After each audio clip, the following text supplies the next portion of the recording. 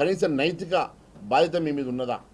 మీరు ఇచ్చిన హామీలు నెరవేర్చలేదు, తప్పుడు హామీలు ఇచ్చిండ్రు, అనేకమైనటువంటి తప్పుడు మేనిఫెస్టో తోటి ఈరోజు ప్రజలకు మ్యాండేట్ అడిగినటువంటి ఈ ప్రభుత్వం ఇచ్చిన హామీలు నెరవేర్చినప్పుడు మీరు అధికారంలో కొనసాగేటువంటి నైతిక హక్కు మీకు ఉన్నదా అని చెప్పేసి మేము అడుగుతా ఉన్నాం. మరి అదేవిధంగా రాష్ట్రంలో హోంశాఖ ఈరోజు రేవంత్ రెడ్డి గారి చేతిలో ఉన్నదా, లేకుంటే ఓవైసీ బ్రదర్స్ చేతిలో ఉన్నదా? ఈరోజు ప్రజలకు అనుమానాలు వస్తూ ఉన్నాయి.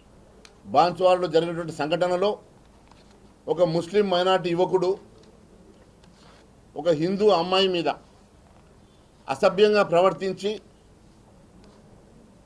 మరి ఆయనను అరెస్ట్ చేయమని చెప్పేసి భారతీయ జనతా పార్టీ కార్యకర్తలు అడిగినందుకు భారతీయ జనతా పార్టీ కార్యకర్తలను అరెస్ట్ చేశారు తప్ప ఇప్పటి వరకు ఆయన మీద కేసు నమోదు చేయలేదు. ఆయనను ఈరోజు మరి అరెస్ట్ చేసినట్టు చేసి వదిలేశారు.